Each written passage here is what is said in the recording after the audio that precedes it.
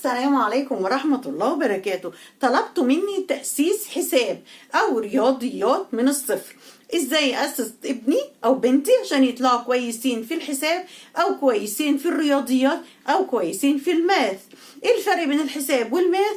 كل الفرق ان انا بقول المصطلحات والأرقام هنا بالعربي، وفي الماث بقولها بالإنجليش، لكن هو المنهج واحد على كل الولاد، منهج الوزارة نازل واحد، بس زي ما نقول كده ده بالعربي وده مترجم بالإنجليش. فاللي لو انت حتى سامعة حاجة ماث بالإنجليش هو نفس الكلام، لكن هتقوليه بالعربي. يعني الأرقام هتبقى بالإنجليش في الماث، لكن هنا بالعربي كلمة زائد هتبقى اسمها بلس، كلمة ناقص هيبقى اسمها ماينس، كلمة يساوي هيبقى اسمها equal، كلمة أكبر من هتبقى bigger than، أصغر من smaller than، الأكبر biggest، الأكبر biggest، الأصغر smallest. تمام. الترتيب arrange، هنا برتب arrange يعني أرتب. فهي كل الحكاية ان انا بقول مصطلحات، لكن انت لو سمعتي مرة انا بقول ماث هو خديه واشرحي بنفس الطريقة لابنك او بنتك، لكن هتقولي بالعربي. تمام يا ماما يا جميلة، انتوا كلكم امهات جمال، عايزكم دايما انتوا اللي تذاكروا لاولادكم بنفسكم، يكون عندك صبر، تكوني شاطرة، تسمعي فيديوهات كتيرة شرح، وانت هتعرفي تطلعي ابنك احسن واحد واشطر واحد، وهتبقي معلمة لابنك افضل من اي معلمة في الدنيا. طيب قبل ما ابدا ادخل لابني الارقام لازم ابني يكون عارف ايه. ما هو ما ينفعش اخد الطفل كده زي ما بيقولوا كده من الدار للنار، ما ينفعش الطفل ما يكونش لسه عنده اي مفاهيم رياضيه واخده كده اعلمه رياضه على طول، رياضيات او حساب او ماس على طول. ليه؟ لان بعد كده هلاحظ صعوبات وهقابل صعوبات كتيره جدا في الحساب. ابني مش قادر يفهم، ابني مش قادر يعرف الرقم الكبير من الرقم الصغير. طب ليه مش عارف يعرفه؟ عشان انت ما عملتيش اللي انا هقوله دلوقتي. ابني مش عارف يرتب الارقام من الكبير للصغير ولا من الصغير للكبير. ليه؟ علشان اللي هقوله لك دلوقتي. ابني مش عارف يعد اصلا من 1 ل10 ولا من 1 ل20. ليه مش عارف يعد؟ علشان اللي انا هقوله لك دلوقتي. فلازم نهتم بتنمية مهارات اولادنا من وهم عندهم 2 سنين او 1.5 سنة كمان، معاكي لحد 3 سنين ونص انت بتنمي مهارات ابنك في الرياضيات، علشان تلاقي سهولة بعد كده لما تيجي تعلمي الحساب. وايه هي المهارات؟ لازم ابني يكون عارف ايه قبل ما ابدا اقول له الارقام وابدا اقول له الحساب. ودي هتكون اول حلقة يا جماعة ان شاء الله باذن الله، وهعمل لكم الحلقة الثانية من الحساب، وهحاول اخلي العنوان كده واحد وثابت علشان تعرفوا ان ده تبع ده. طب دي اول حلقة النهاردة. ايه هي المهارات اللي اقولها لابني او بنتي من اول 1.5 سنة ل3 سنين ونص؟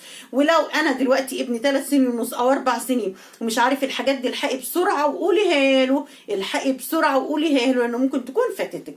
طيب قبل ما اقول لكم الحاجات كده ننزل على زر اللايك، ندوس لايك عشان انتوا بتقعدوا تسمعوا تندمجوا وتنسوا اللايك، بتنسوا اللايك وده بيفرق معايا. الفيديوهات مش بتنتشر خالص بسبب ان مفيش لايك. دوسوا على اللايك بسرعة وانا بتكلم كده مش هياخد معاكم وقت. طيب اول حاجة ابني لازم يعرفها، يعرف الكبير والصغير. الكبير والصغير يعني دي بطيخة كبيرة ودي ليمونة صغيرة، يبقى قدر يعرف الأحجام، قدر يعرف الأحجام عشان بعد كده يعرف الرقم الكبير من الرقم الصغير. ايه تاني؟ ابني لازم يعرف أكبر حاجة في مجموعة أشياء. أكبر حاجة في مجموعة أشياء يعني إيه؟ يعني مثلا هحط له مكعبات أحجام مختلفة، وطلع لي أكبر مكعب وطلع لي أصغر مكعب، يبقى بدأ يعرف أكبر واحد وأصغر واحد عشان بعد كده يعرف أكبر رقم وأصغر رقم. ابني كمان لازم يعرف يرتب من حيث الحجم. يعني يرتب من حيث الحجم يعني هاتيله لو حتى اطباق عندك او اي حاجات عندك تكون احجام مختلفة، كوبايات بلاستيك مثلا، واحدة كبيرة واحدة وسط واحدة اصغر منها شوية واحدة صغيرة، وقولي له تعالى نرتبهم من الاكبر للاصغر، هنرصهم كده الكبير الاول بعدين اللي بعده واللي بعده واللي بعده، بعدين نفك كل ده ونرتب العكس، الاصغر للاكبر، من الاصغر للاكبر. فين اصغر واحدة؟ طب فين الاصغر تاني هنا؟ طب فين الأصغر هنا؟ علشان لما تيجي تديله ترتيب تصاعدي وترتيب تنازلي هيعرف يعملهم بمنتهى السهولة. ابني كمان لازم يعرف مفهوم تقيل وخفيف. الحاجة دي تقيلة والحاجة دي خفيفة. بدأ يعرف الأحجام عشان لما تديله بعد كده في الهندسة الأحجام هيقدر يعرف كويس قوي ويفهم كويس قوي. فكل دي مفاهيم لازم ندخلها للولاد علشان يقدروا يبقوا سهلين معانا في ان احنا بنعلمهم حساب او ماس بعد كده. اول حاجة بعرفها للطفل الارقام، ده طبيعي، وما استعجلش ابدا في الرقم، ودي كل رقم حقه. يعني انا لسه بعلم ابني اول حاجة رقم 1 او 1 هي اقعد اشتغل بقى على 1 يعني حاجة واحدة، 1 يعني قلم واحد، 1 يعني كورة واحدة، 1 يعني عربية واحدة، 1 يعني نقعد بقى نمثل 1 1 1 على كل حاجة عشان يفهم المفهوم، مش الاسم وبس، مش ده رقم 1 وبس، لا، مفهوم او مدلول الرقم، اسمها مدلول الرقم.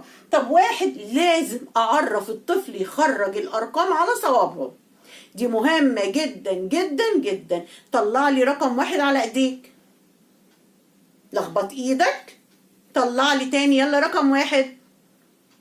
تمام، ادينا الواحد حقه كتبنا الواحد في الكراسة المربعات بتاعة الحساب، هنكتب 1 1 1 1 كتير. هنيجي بعد كده عند رقم 2 او 2. طبعا وانا بكتب له الرقم كده برسم له اي حاجة مدلولة ليه، اهي كورة مثلا او تفاحة. طب رقم 2 هرسم له جنبيه تفاحتين. خلاص، ادي رقم 2، بعرفه رقم 2. 2 يعني حاجتين، تعال نعدهم كده، 1 2 بقوا كام؟ 2، وتعملي له كده 2 عشان يلاحظ الاتنين على الصوابع ايه؟ 2. طب يلا لخبط ايدك، طلع لي 2 على صوابعك. لو في الانجليش بقى طبعا هنقول له 2، طلع لي 2 على الفينجرز، 2 on my fingers، 2 على صوابعي. تمام، أدا 2، يلا نطلع 2 وانت تعملي له. طب انا هطلع لك انا 2 اهو، طب عدهم كده شوفهم 2 ولا لا.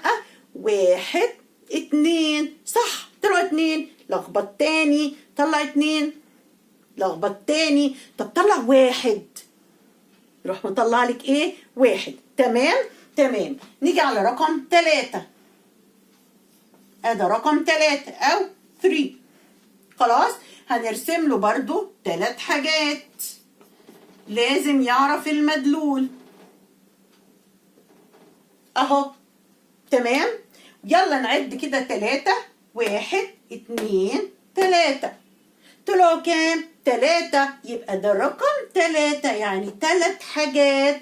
طب تعال نطلع 3 على صوابعنا، 3 1 2 3. لخبط ايديك، طلع 3 1 2 3. طب لخبط ايديك، طلع 2، فاكر 2 لما طلعناها؟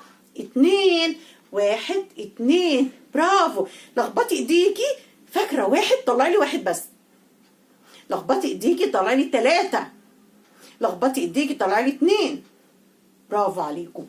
وحذاري او خدوا بالكم من نقطه قوي ان الولاد ساعات يحفظوا الارقام بالترتيب وتيجي تقول لهم ده ايه لوحده ما يعرفش، يعني ممكن يقول لك ايه 1 2 3. طب فين الاثنين؟ مش عارف. فين الواحد؟ مش عارف. فين الثلاثه؟ مش عارف. فكل رقم لو خد حقه مش هتعانوا من المشكله دي. وهكذا احنا هنقول النهارده لحد رقم 5. ادي 4 وهنرسم له 4 حاجات وهتمشوا بنفس النمط. وادي 5 وهنرسم له 5 حاجات. خلاص، لحد رقم 5. من اول رقم 3 هتعملوا انشطه اكتيفيتيز، هتعملوا انشطه من بعد رقم 3. ايه الانشطه؟ الانشطه ثابته كلها. هنعمل ازاي؟ بعد ما خدنا لحد رقم 3 هنبدا نطبق بقى على كل ما ناخد رقم نعمل نفس الانشطه. وهي اول نشاط هنقول له يلا نوصل. هنكتب 1 2 3 وهنرسم له هنا كده يلا عد ووصل، عد ووصل. نعد لو عد لي دول كام؟ 1 2. برافو 2. فين رقم 2 هنا؟ ادي رقم 2. نوصل. نعد اللي بعدهم 1 2 3. طلعوا 3. فين رقم 3؟ اهو. نوصل. عد دي 1 بس. نوصل. دي مهمة جدا جدا جدا. ايه تاني نشاط تاني؟ انا هعمل له كده مثلا وهرسم له انا جوه الدايرة وهو يعد وهو بقى اللي يكتب لك الرقم. اول ما هيكتب لك الرقم كده هتعرفي ان هو بقى شاطر جدا وعرف الرقم فعلا. يعني هنا هرسم كده حاجتين، هنا هرسم 3 حاجات، هنا هرسم حاجة واحدة. عدي دول 1 2. طب يلا اكتب لي هنا رقم 2. عد دول 1 2 3. طب اكتب لي هنا رقم 3. بدأ يعرفهم بالملخبط مش بالترتيب. دي 1 اكتب 1 معاكي لحد ادينا 5 اهو قلناها. هنعمل نفس الانشطه لحد رقم 5. نفس الانشطه لحد رقم 5. نقف عند ال5 ونعيد ونزيد، نعيد ونزيد، نعيد ونزيد، ما نستعجلش. نعيد ونزيد عشان نعرف ان هو فهم يعني ايه رقم، فهم يعني ايه مدلول الرقم، فهم يعني ايه كميه الرقم قدامه، فهم ان دول اكتر من دول. ما انت ده بتفيديه بايه لما ترسمي له كده قدامهم؟ اصلا بدأ يعرف ان ال5 اكبر من 4. عرفها منين؟ من المدلول اهو قدامك. ما هو بصوا 5 حاجات قد بعض كتير ازاي، ودول 4 بس. ويا سلام لو مثلا ثبتنا الرسم عملناها كلها مثلا. الدايره دي سهله قوي عليكم رسمتها، الدايره كده وفي عينين وبق ومناخير كده جميله. بدأ يعرف ان ال3 دي اكتر من ال2، يبقى ال3 اكبر من ال2. بدأ يعرف ان ال2 دي اكبر من ال1. ليه؟ عشان بعد كده لما تيجي تقولي له بقى هنعمل بيجر ذان وسمولر ذان، او اللي هو اكبر من اللي هو مش اكبر من واصغر من، اللي هي العلامه اللي هي دي، اكبر من واصغر من. تمام؟ مين الرقم الاكبر؟ ال7 ولا ال3؟ ال2 ولا ال8؟ ال9 ولا ال5؟ يبدا يعرف مين الاكبر من ايه؟ من الرسومات اللي انتوا هترسموهم دول. دي كانت الحصة الأولى. اشتغلوا مع أولادكم بالطريقة دي واستنوني في الحصة الثانية إن شاء الله بإذن الله.